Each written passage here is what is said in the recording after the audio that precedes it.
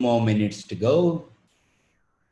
So I thought I will use this opportunity anyway, because we have some people who have already logged in. And I hear Subha saying that it's morning for her, and you are logged in, Subha, from US, right? Good to have you here. Can you all hear me? Good. Thank you. So we'll wait for a few more minutes. Hey, Then we Santhosh. start. Saraswathi here. Good, good.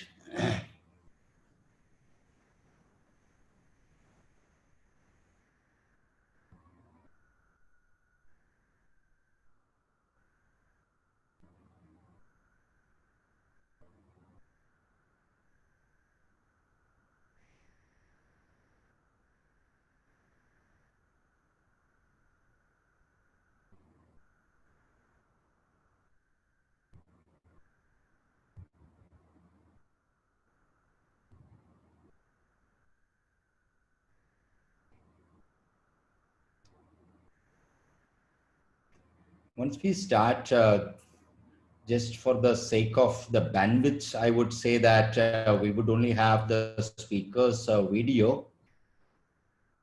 That saves us. Otherwise, considering the internet connections in India,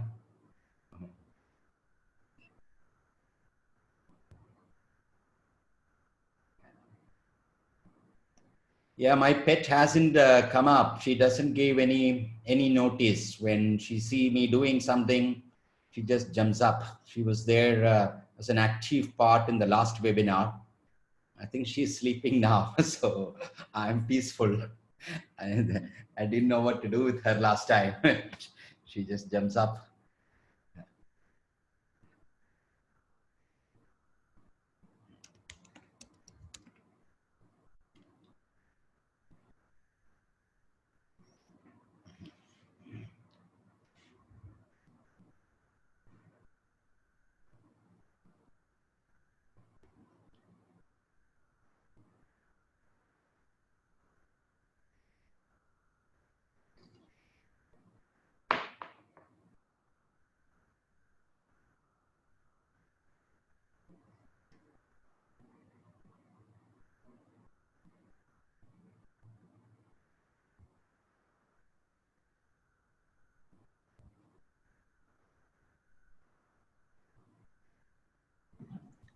Good evening, everyone. This is Sainath Gurau.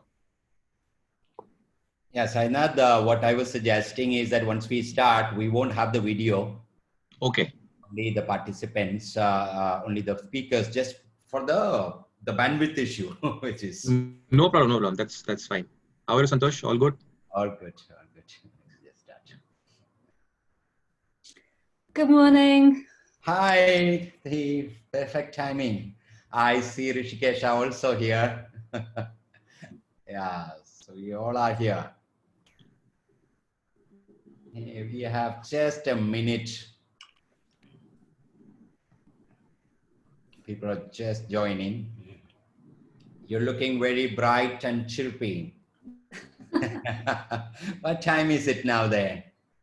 So in the UK, it's 11:30, and but it's hard to tell these days what time it is because we're all just in the Zoom room, right? So we're in true. different time zone. Yeah, true. Yeah.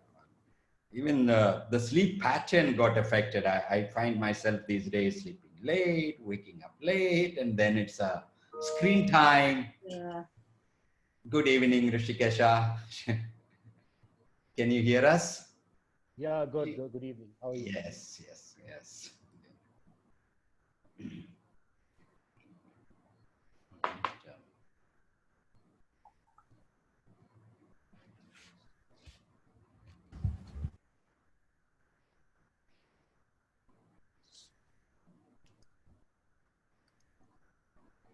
Okay, we'll kick start. People will be just joining in usually in the first 5 minutes. That's good. I welcome everybody who's joined now. And I also use this opportunity to welcome people who would be just joining, though they won't be hearing this. And a special welcome to Kathy and Rishi to agree this, to form part of this. Just a context, this is the third one that we're doing in the name Leading in Crisis. We were just trying to be useful at this time. How could some group of interested people could come together and hear from other people what's happening in their part of the world, in their life, what are their thoughts, what are they experiencing, what are they going through, and then take some specific questions that the participants have as a process. Usually you put your questions to me on the chat box, and then I choose, I can pick which questions that we could bring into the overall group. So that way we get a fair share that everybody's major questions are being answered. It's not really a formal way that one person speak for 20 minutes and other person. I call this like a popcorn style. Anybody can pop up and just pick up threads and share things and talk. But the broader idea, as I said, the context is about we're all facing something that we don't have a past record or expertise or a training to say that, hey, these are the three things that would work in situations like this, while broadly we could talk about an ambiguous crisis situation. And each one of us are in our own world trying to make sense of this. Some kind of a sense making is happening. And each one of us at the same time are also planning for the future, what would change in each part of the world. When organizations start reopening, what would change?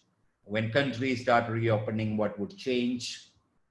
So we thought it would be interesting to make sense when we have multiple perspectives.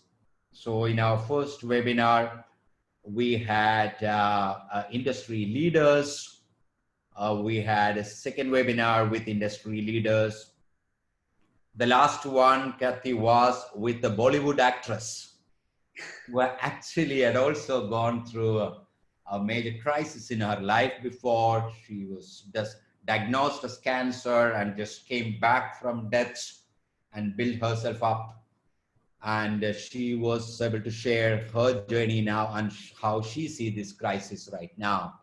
And this time we have two distinguished persons from two parts of the world, both not just famous, but also grounded into reality to the people in their own field. So that's exciting for me. So that's a kickoff statement from my side. And as we go on, as we hear you, as we hear the questions, we will evolve which direction this conversation is going. But as an overall thing is that this is informal, this is showing our own vulnerability, showing our own hopes, our own thought process, our own strategies. I have been personally locked up. I run a small firm just with 15 people. We haven't done any work in the last 3 months because all our work is with trainings, and we were supposed to do a women leadership program at the University of Chicago in March, which we pushed down that time to August. I don't know whether it will happen in August. We also had announced one in Chicago in August. I don't think this will happen in Chicago in August, where people could come together. So that's what I'm going through. I'm trying to make sense from my side. And with that, over to you. What would be useful first is to just a suggestion at a personal level, if you could share what's going on for you as an individual, as a person. Where are you? What are you experiencing? Any one of you, Rishi or Kathy? Good. Okay, I'll go first then. So I'm sitting at the moment in my study. I've had to kick my husband out. Normally he works from home and I work at the university. and he's been grumbling a little bit, but he's working at the kitchen table now, so he's putting up with it. And I think there are so many different things that have gone through my own mind and my own sort of heart, if you like, since this started. And it's made me realize that each day you feel as though you're learning something new and shifting your emotions. You know, you talk about not being able to plan what happens in Chicago in August. I think you can only plan a week ahead or a few days ahead. And so one of the things I've been learning is just how to, I'm a terrible planner. I like to, you know, I like to look a long way ahead and have dreams about what I might do. And so one of the things I've really learned about myself is that whilst I'm trying to plan for the students and for the university and for myself, I just have to restrict myself to one small piece of planning at a time. And it's creates a sense of uncertainty inside yourself, which perhaps is, you know, is a good thing when you lead a life of routine and certainty. So yeah, it's been, I've learned, I feel I'm learning a huge amount. In some ways I'm liberated because I can only think about this thing. Rishikesha, during this time, you're going to also now promoted as the director of the IIM. So you're also going through a shift in your, in the designation at least, and going to take over that whole prestigious institution. So what are you going through at a personal level? Yeah, so we were fortunate that our academic work for this year was pretty much done at the time the lockdown started. So by about middle of March, most of our classes were over, and so there was no immediate challenge from the whole issue of shifting things online and so on. But you're absolutely right. On the personal front, there have been several changes during this time. In fact, my interview for this job happened, if I remember right, on the 19th of March. And by that time, the lockdown hadn't quite started, but the sort of pre-lockdown phase was sort of happening. There were already some restrictions on movement.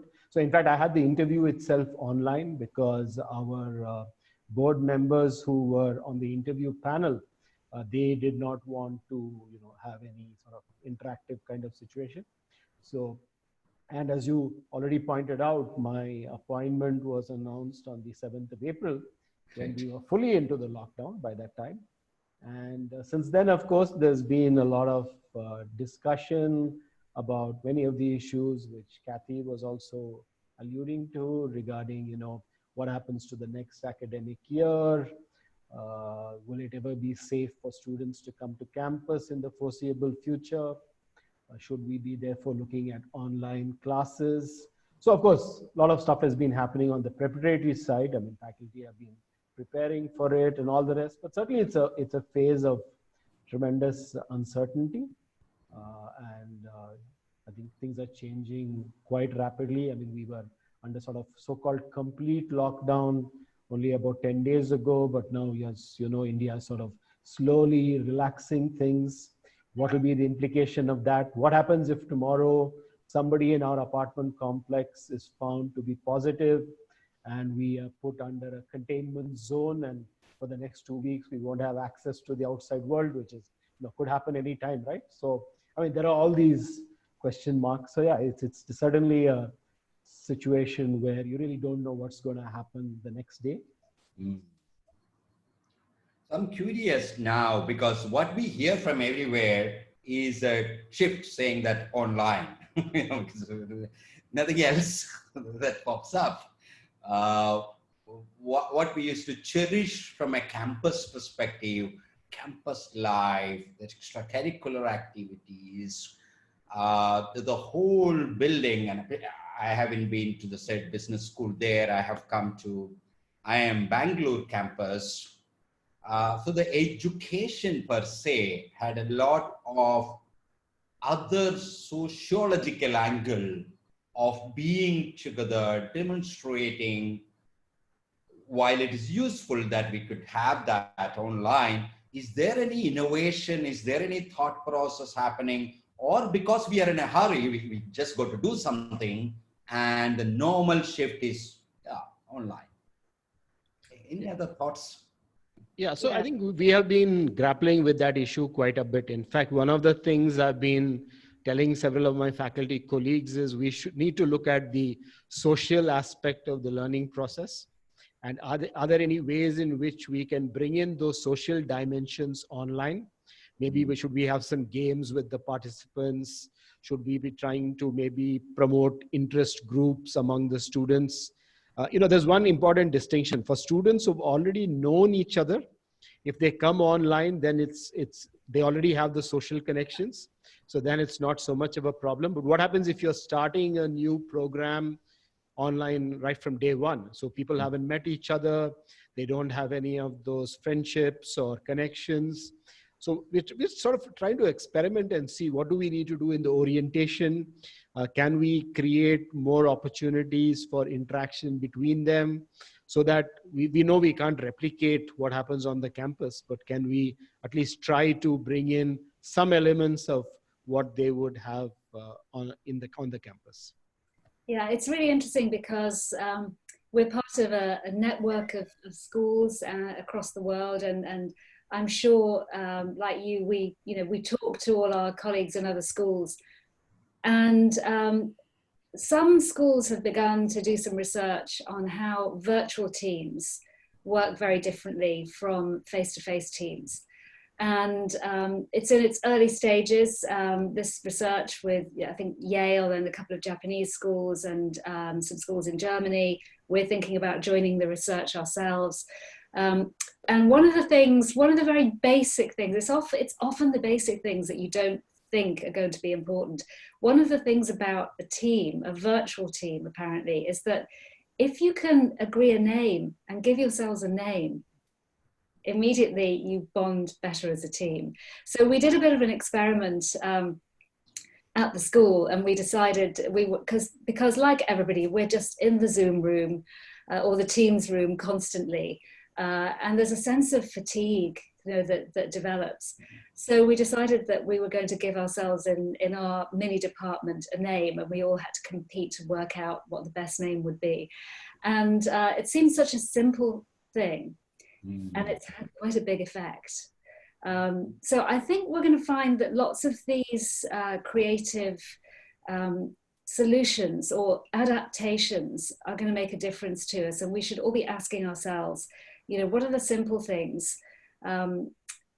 Just little things. My faculty colleagues in the marketing department, and it would have to be marketing, they have every Friday they have their online get together, and it has to be something different each time. So you have to make sure your pet is in vision, or you have to find a different virtual background, or you have to wear a hat, and these are things that we think are quite sort of silly, but they're not, because it's about human connection.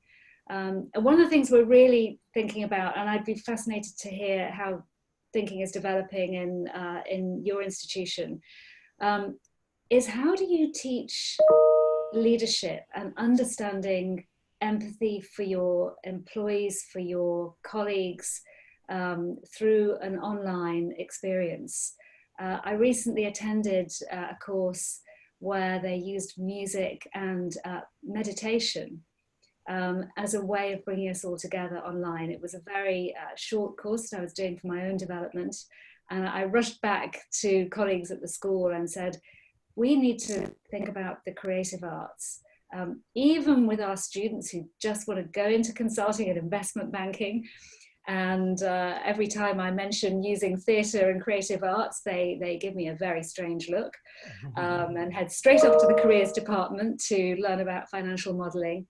But we're going to have to think about these things. And I would love to talk more with colleagues across the world about, we're going to learn a lot. We're going to learn a huge amount. Well, we actually had some courses like that even in the sort of offline or regular world. I mean, we do have one professor who used to teach some aspects of leadership by drawing from the creative arts. And we had another professor who was trying to teach leadership through reading great works of literature. So Mhm. we've had things like that earlier, of course, in the classroom setting. Maybe some of those will transfer online as well. Yeah, I hear two things. When Kathy, you mentioned first about giving a name, actually in social psychology, we call this social identity. Because when I'm online, when I'm in a classroom, I have a social identity of a class. If I am from a state in the southern part of Kerala, in India, I have a social identity of a Keralite. So maybe by giving this name, we're creating a social identity that then build that teams together. That's a great idea from. Yeah.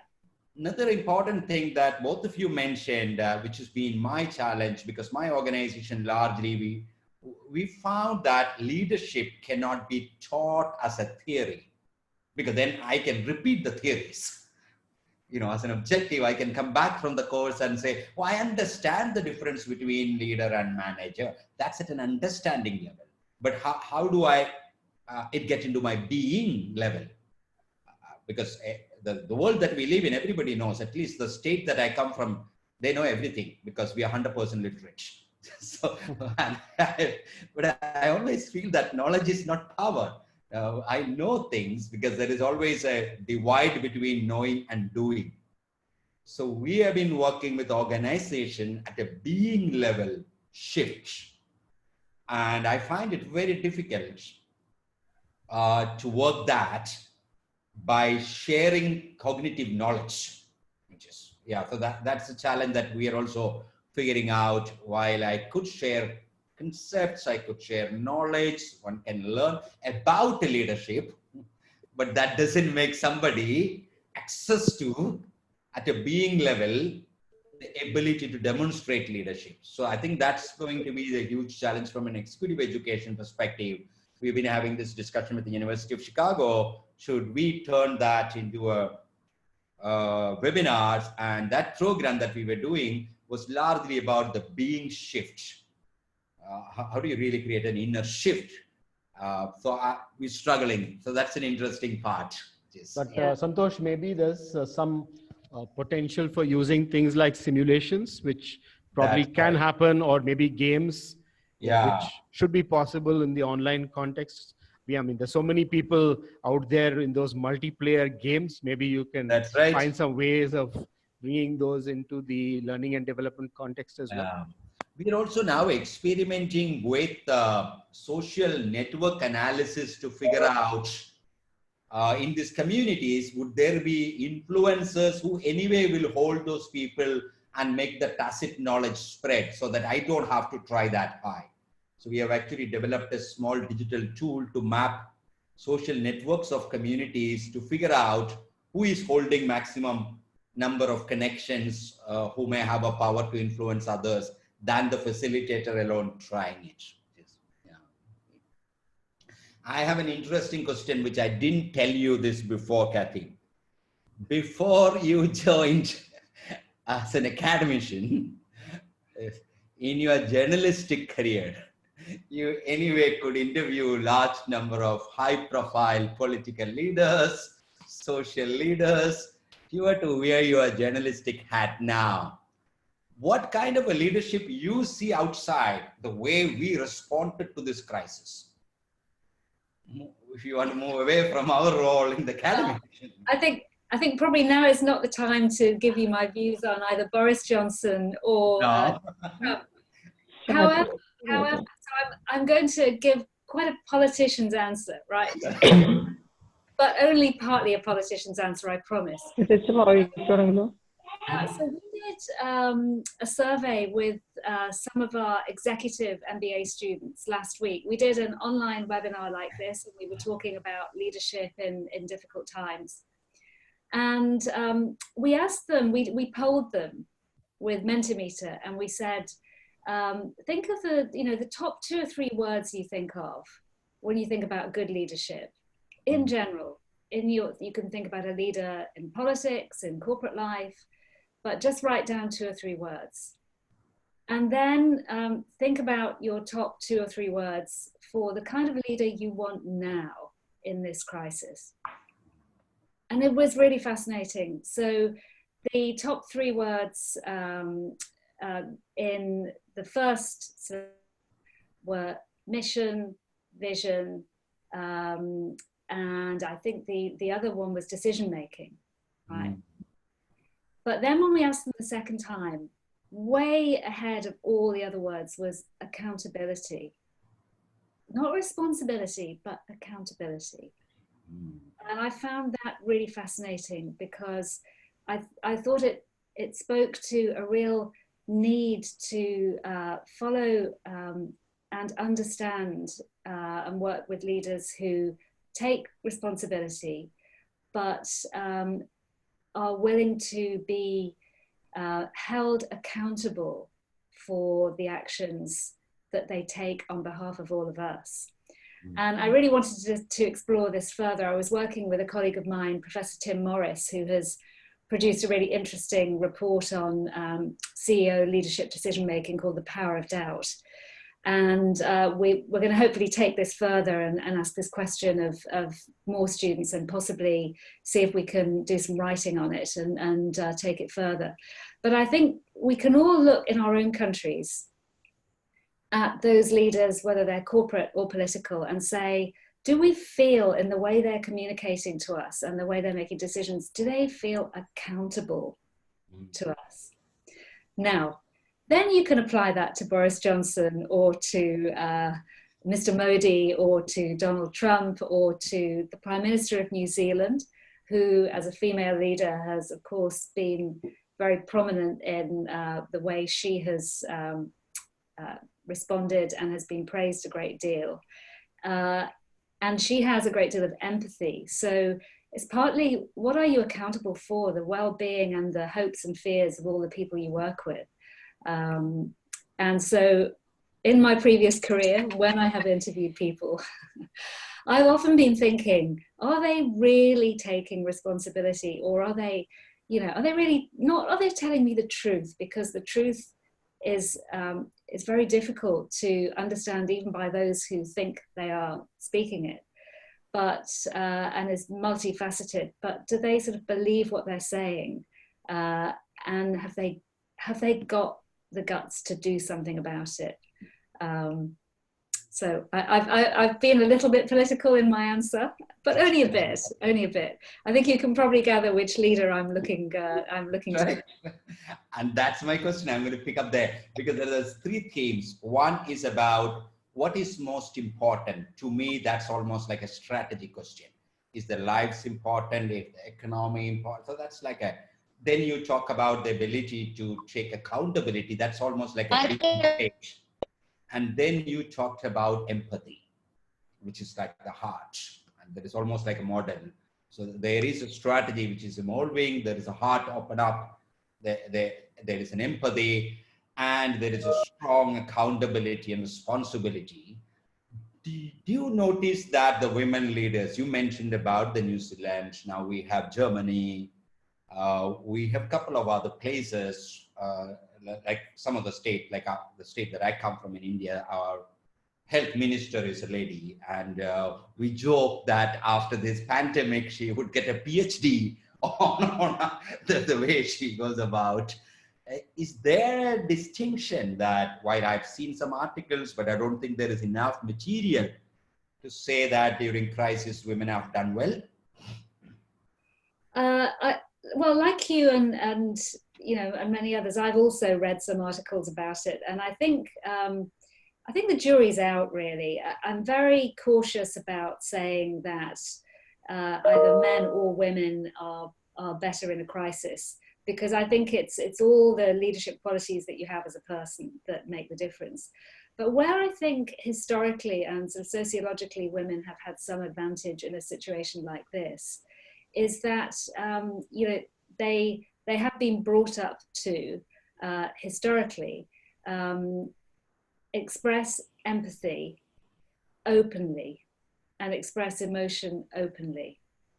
And I think this is something which, at a global level, men have not been brought up to do. And so at a time of crisis, particularly a health crisis, I think that women may have some advantages, though, you know, I hesitate to say that there's in-depth research about this. It's interesting because there is some evidence that women often get placed in corporate situations when there's a crisis, when the company is really in trouble. And that might be because it's the only opportunity they get, because women CEOs have less opportunities than men. There are far fewer of them. Or it could be because they're good at doing those things. I'm not sure we have enough evidence to say. But there is, as well as the glass ceiling, there's also the glass cliff, you know, so you do very well in a crisis, you come in and do something about it, and you're seen to be empathetic as a leader and also to kind of deal with a difficult situation. And then the company waves bye-bye to you because you get the blame as well as the hard task to do. So it'll be interesting to see whether some of the world's female leaders come out of this better than some of the world's male leaders. I think we have such a long way to go in the way we view different countries' responses to this outbreak. We're just 1 or 2 kilometers down the bumpy road. It's so hard to tell, so hard to tell. I mean, I don't know, Rishi, if you have any thoughts about that. Asking Rishi about, not from the gender perspective, what could be your thoughts, Rishi, about leadership traits or characteristics that would enable a leader to deal with such crisis better? Well, you know, I have a feeling you need to have sort of what some people call loose, tight governance, which essentially means there are certain things about which maybe you have to be somewhat rigid, uncompromising. Maybe, for example, if you're having a lockdown, there's no point having a sort of halfway house lockdown. You want to make sure it is sort of implemented effectively. But at the same time, when you find that certain regions are doing better than others in responding to the pandemic, you want to give greater flexibility to those regions to sort of chart their own course going forward. So I think the challenge for leaders that I see is knowing where to be sort of tight and where to be loose and combining them well so that you can manage a pretty fluid situation out there. That's a beautiful one. It's almost like instead of an either or, can I demonstrate both? Yeah. One side I could be tight and I could be loose, both within the being of a leader. Yeah, which is tough, of course, but maybe if you can combine both of those in an intelligent way. I mean, it's a bit like some of the stereotypes between men and women leaders. And we know male leaders who have had empathy. We know male leaders who seem to have had some dimensions which would be traditionally attributed to femininity. And those people, some of those people have done extremely well because they've been able to combine what sometimes are seen as contradictory attributes in the same person. And of course, in Indian mythology, we have lots of such characters, I think. Right. Yeah. Well, I asked Kathy the specific question about journalism and leadership, and I have a specific question for you based on your expertise. So in this part of the world, we are now looking at how would this influence our own manufacturing, our own capabilities, our own innovation, being an authority and your pet subject on innovation. If this is like a pattern break that happened, do you think some powerful positive stuff evolving from this part of the world? Or is there a potential for that? Well, I think one interesting dimension of this crisis has been that many organizations have shown the ability to innovate in ways they might never have imagined. You look at some of our corporate organizations, for example, in the automotive sector, many of them have shown very high level of flexibility. They are now making ventilators, they're making personal protective equipment. They seem to have been able to transition very rapidly into a whole range of products and technologies that could help India address the present crisis better. We've seen a similar level of flexibility at the startup level as well. We've seen many startups who have pivoted away from what they were doing, partly by necessity. They realized that the pandemic wouldn't allow them to go down the path they had already decided for themselves. But rather than give up their startups altogether, they decided to pivot in the direction of trying to do stuff which would help India cope better. And some of them have been quite successful in that direction. We've seen startups in India do extremely well, for example, in the area of testing kits. For example, the first company that was recognized to make a PCR testing kit for COVID is a startup based in Pune. And that company very quickly managed to also sew up some alliances with some larger companies so that it would scale in a very short time. So on the whole, yes, I think we have seen that companies have discovered, in a way, hidden abilities that they may not have quite recognized earlier. And they have managed to use those abilities to rapidly do a whole lot of things which they didn't imagine they could.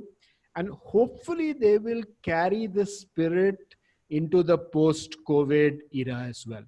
So in fact, I'm writing an article at the moment where I'm talking about what can companies learn about management of innovation from what happened during the COVID crisis. And this is one of the points I'm focusing on, that clearly you have much larger reservoirs of talent and potential in your company, which, and you somehow the crisis situation allows them to shine. How are you going to recreate your organization post-COVID in more normal times so that same potential can be realized? Interesting. Yeah. I think that's really important. The sense of sort of adaptability and the ability to really understand ambiguity is going to make the difference, all the difference in this situation. But just picking up on what you said about innovation, one of the big themes that we try and put into our executive MBA and MBA is a need to understand global complexity and global markets. And actually we bring our students to India twice a year, to China, to the States, to South Africa. And now of course we're struggling to think, how do we teach globalization? Not only in an era when we are all going to experience, I think, very sadly, a sense of greater nationalism and a sense that people want to hunker down and just be in their own community. How can we teach the importance of globalization and the significance of globalization? And we are starting to edge forward with some ideas on this, which I won't go into detail about, but we're starting to be a bit creative about it. But also if you look at the innovation in India around the testing kits, and many Indian companies have actually been dealing with the UK market, and also pharmaceuticals. And how can we say that we do not need a global marketplace? Somehow out of this, we have to find a way to prepare our students and ourselves for a post-COVID world where we still believe in making global trade and global communities work successfully. Because however we want to operate as nations, it's just not possible. The global supply chain is impossible to totally unpick. We tried in the UK actually to, the Prime Minister said, we're going to make our own gowns, make our own PPE, personal protective equipment. And we have, the very high-end company Burberry that makes raincoats, and they were going to take their whole factory and translate that into making PPE. Well, I don't think it's happened in quite the way we thought. We don't have all the skills, the manufacturing. We're much more of a knowledge economy than we used to be. We rely on supply chains across the world to provide these things. And that's not going to change. Some of my Chinese students sent me through the post some masks saying, now your Prime Minister says you have to wear them. Now we're right and you're wrong. So I'd be very grateful to receive them. Yeah, so I'm really interested, Rishi, in how you're thinking about globalization and how the people listening to this webinar are thinking about their own global markets. It's So, It's a challenging time. I mean, just yesterday, our Prime Minister has outlined self-reliance, and he's focused a lot on what he calls Atmanirbharata, which essentially translates to the same thing. But somehow his speech is sort of trying to mix elements of what you were just talking about, Kathy, about the global supply chains and so on. He talked a little bit about competitiveness, but then he also said everybody in India should focus more on buying Indian products. Not entirely clear what an Indian product is. Is it a product that is just assembled in India, or is it a product whose all components are manufactured in India? I mean, what exactly it means. So yeah, I mean, these are certainly going to be very interesting times, I think. Yes. yeah, in literature, we say that some of the best novels and literary gems came out during the time of war. The best novels are written during time of war. We also have seen, from an innovation perspective, we say that either it is desperation or inspiration. But this is happening at an individual level, Rishi. Is there a way that somebody as a lab, as a system level, if we know that desperation could generate innovation, while individuals are desperate, so they will go and do that. Or a company which has been making automobile part for their survival will get into this. But is there a model in the world where governments or bodies are co-creating this, which I haven't seen, where individuals are demonstrating this? And is there a role for academic institutions in that? Yeah, so I think there are efforts periodically. You, of course, know that the whole open source software movement sort of questioned the traditional model of how innovation is done by saying that you could have people who are not necessarily in a single organization, but of their own volition coming together and doing things. So can you adapt, or can you use that kind of a model to do more collaborative, cooperative innovation across organizational boundaries? Just yesterday, I was reading an article in the New York Times about how there is a company in the United States which is trying to promote exactly that. I mean, I think it's a nonprofit. It's been funded by the Gates Foundation. They're trying to get labs and organizations across the world to collaborate on finding cures for COVID. They're one of the few organizations which has access to one of the authentic strains of the coronavirus, and they are able to provide that to other organizations in their network. They're now working with, I don't know if I got the number right, but something like 90 organizations across the world. And the idea is whatever is created out of this will not be patented and just exploited by a single company, but will be available across the network. So there are such models. I mean, the government of India also had a model like this earlier called open source drug discovery. I haven't heard it being talked about recently, so I don't know what happened to it, but the philosophy was the same. Got it.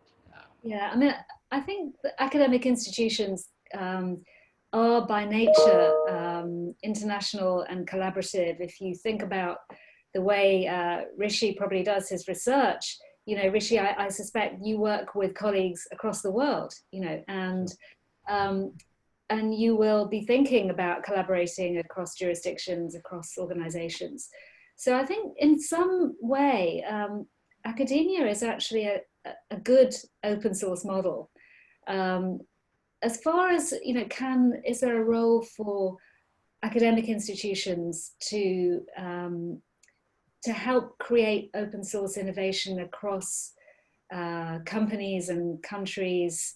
I think it's a difficult one, because to some extent we invite individual applicants to apply to us. Sometimes we work with companies, of course, and that's very company specific. But we plant the seeds, and then we don't really know how those seeds are going to flower in all the various countries, the 53 countries that our students might come from, 10 or 15% actually from India. So I think where we can convene conversations with companies and not-for-profits and intergovernmental organizations, when we can convene conversations around big issues through our research or through conferences or through bringing speakers to our institutions, that's where we can add, I think, real value. The other area, I think, is the area of research where colleagues from academic institutions around the world will be working with governments. So one of my colleagues at the business school, who is an expert in venture capital, is working with the British government at the moment on a scheme to fund entrepreneurial endeavour coming out of the COVID crisis. How will the government support entrepreneurs? How should the, what should the convertible notes look like? What's the term sheet? So expertise from Oxford is being used to inform policy from, the Treasury, the government, and that's just the case, I think, across a wide variety of fields. And Rishi, I'm sure that that's the case for you and many of your colleagues in India. So I think that's where we can add some value. The last one, then I'm going to open this up to the group to ask questions. Would there be any change in the way leadership is taught? Would IIM Bangalore, when we say, hey, this is what our curriculum, this is what we used to do on leadership, we believe now, when we really look at to be contemporary, empathy, dealing with ambiguity and accountability, would that get into the leadership curriculum now? Rishi, after you. Yeah, so, I mean, first I must confess that I don't know how well we teach leadership. Yeah. Historically, it's always been a challenge. I think we've been pretty good at teaching the conventional management stuff, and the people who graduate from our institution do well in all the traditional management domains. Leadership is much more complicated. And as you know, our core MBA program has students who are a little younger than, say, people who go to Oxford. I mean, typically we have people in their early 20s, maybe just a couple of years out of college. And for them, the nuances of leadership are still some way away, and bringing them home to them is quite a big challenge. So we've tried all sorts of things, including what I mentioned to you earlier, using the creative arts, using literature, doing simulations, workshops, outbound programs. I mean, what you name it, we've tried everything. I'm not sure we've really figured out what works the best. And we've really, I think, sort of decided that we'll have this entire portfolio of approaches we use, and just hope that some of them do work and we are able to develop better leaders out of this. So I'm not sure how COVID is going to change that specifically. So I'll leave it to Kathy. I think she seems slightly better equipped to answer this question. Well, I think that your students and our students are very similar, although slightly different in age, but certainly the average MBA student is really just on the beginning, despite what they think, just on the beginning of his or her leadership journey. And I think at the MBA level, all we can do is provoke thought, provide situations of conflict where students have to learn how hard it is to manage themselves with other people. And that's what teamwork is about. Arguably, they learn as much about leadership from the failures and challenges of their teamwork as they would learn from any lecture. And then, you hope that as they go through their career in their next stage of their leadership journey, that they will remember the knowledge about organizational design, or the importance of understanding team dynamics, or the importance of communicating as a leader. And they'll get those textbooks out and they'll come back and do more with us. And so, I think all you can do is you can provide the roadmap at that age. And then with students who are older, sort of, mid-30s upwards, I think I often say the difference between an MBA and an executive MBA student is that an MBA student often thinks she or he already has the tools to be a leader and they want the MBA stamp of quality so they can go out and do it. Whereas an executive MBA student only applies for the course because they've spent years trying to manage people and they know that leadership is the one thing they need to learn about. So I think it's very, very, very different. But I do think there are two aspects of leadership which will become the focus of research and the focus of teaching, certainly in the next 2 or 3 years. Whether it lasts as, whether it's a fashion or a trend, I don't know. And those two areas, I think, are reputation and communication. Because it's in a crisis that those two things become so important. And so I think that there will be a lot more focus in leadership classes on how you communicate. I know we teach this already, but I think, you know, the leader as communicator, the leader as decision maker, understanding reputation as not being, and we say this in class, but now we all realize it, not being something that you necessarily build, but that others decide for you. And now in this crisis, we all realize that that's true. So that's just my, you know, that's my sort of just guess.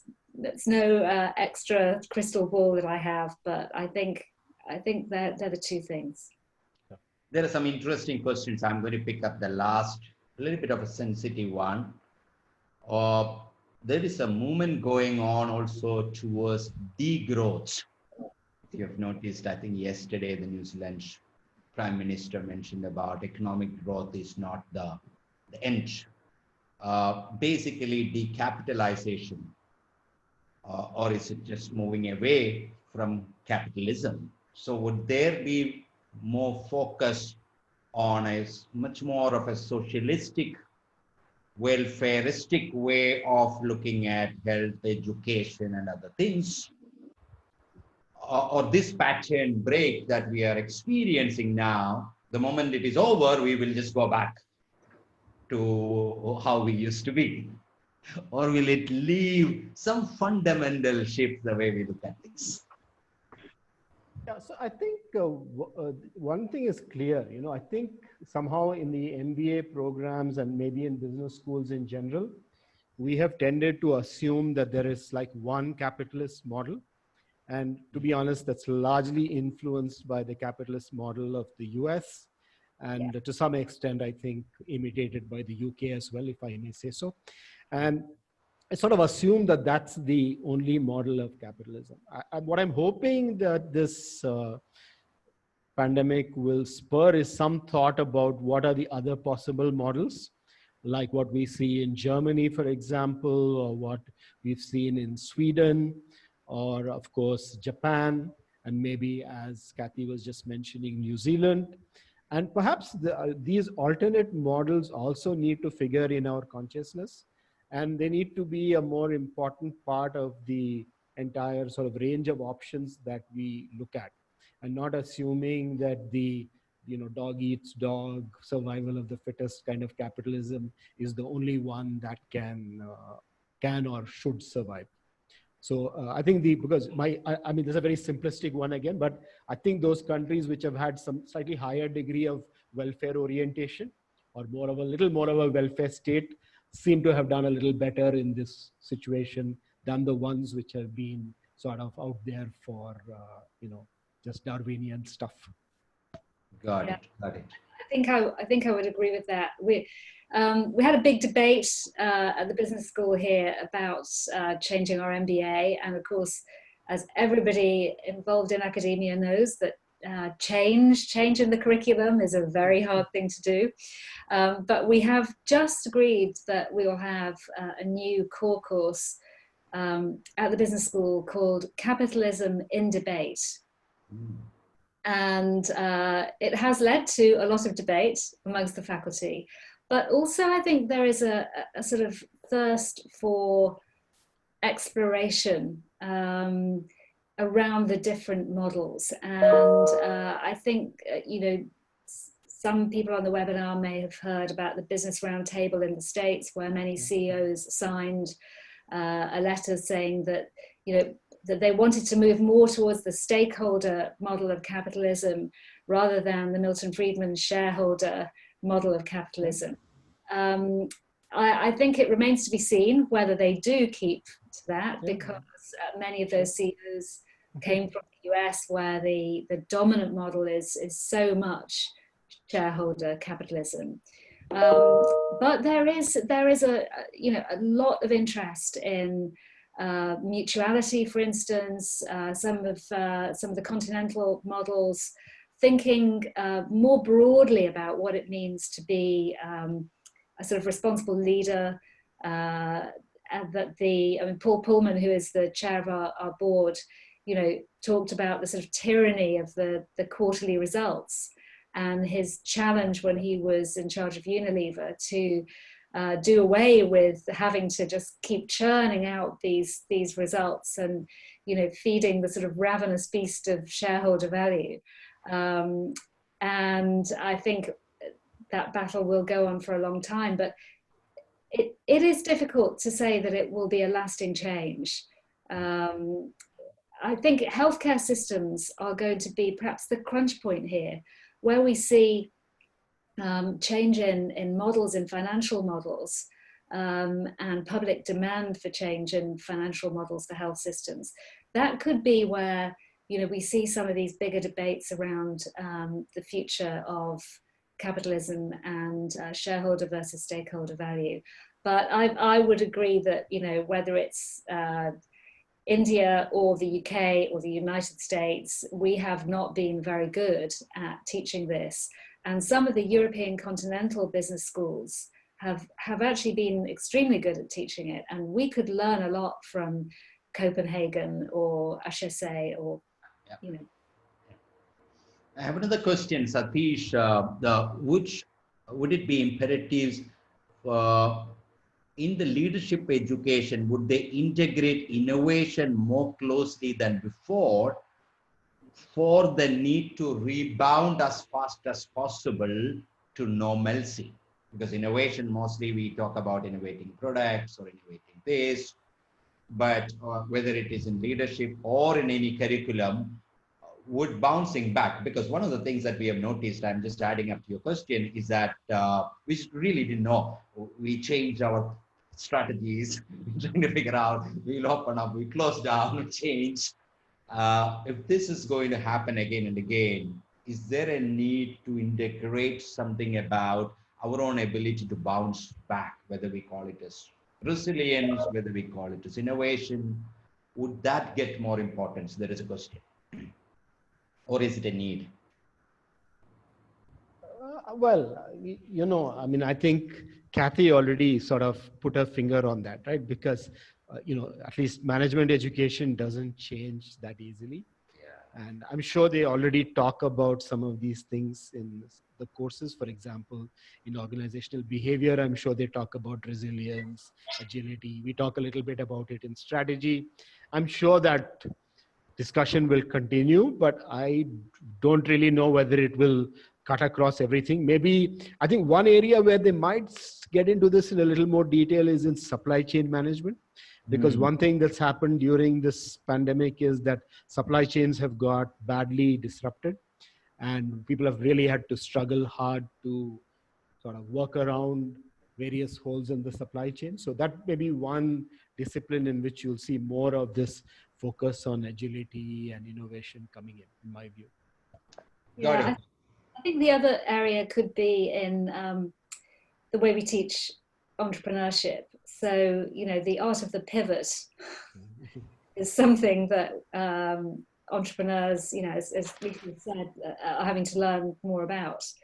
And I think the ability to, act quickly and change may be something that is talked about a lot more, but it is, I don't see any massive change in the curriculum because of that. I see a change in the interests of students and executives who come to us.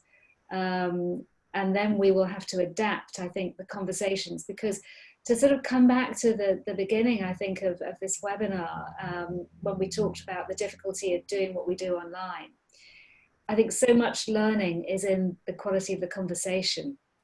And that's what we're all worried about. We want to have really good quality of learning and good quality of conversation, whether it's in person or online.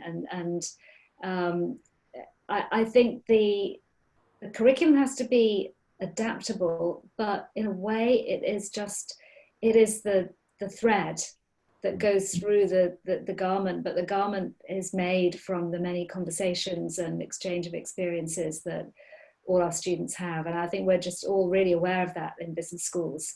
And that's why I think we're very anxious and determined to try and keep that quality of conversation going, whether it's, you know, online, or partially online, partially face to face. Thank you. I just want to ask the group, we have just a few more minutes left. If you wanted to talk, and we won't have time for the question, but if you wanted to just share in 1 word, 2 words, or use a phrase, this is what I use as a facilitator. The facilitator in me is coming up. If you wanted to use 1 or 2 words to describe your experience of this webinar, and you can use a metaphor, 1 word, 2 word, but not long, but you can talk. I can ask David to unmute you, and if you say that, but it has to be just a few, how did you experience this conversation? If you wanted to share a couple of words, a sentence. Yes. Yeah, Sunish from TISS. So in few words, I would say there was a quote saying that either you have hundreds of years of experience is equal to reading quite a few good books equals that. So I would say this 1 hour of conversation from the brightened minds like you, Kathy, and Rishikesh, I would say it's equivalent to my experience that I would have in years to come. So, you know, great thoughts, lots of points jotted down. So thanks a lot for the conversation, and it was a really big investment in these times. Thank you. Thank you. Who else would like to go? Thank you. I enjoyed the conversation, and I have to leave right now. So I enjoyed really much. And Joined from US. Yeah. Yes, sir. Yeah. Thank you so much.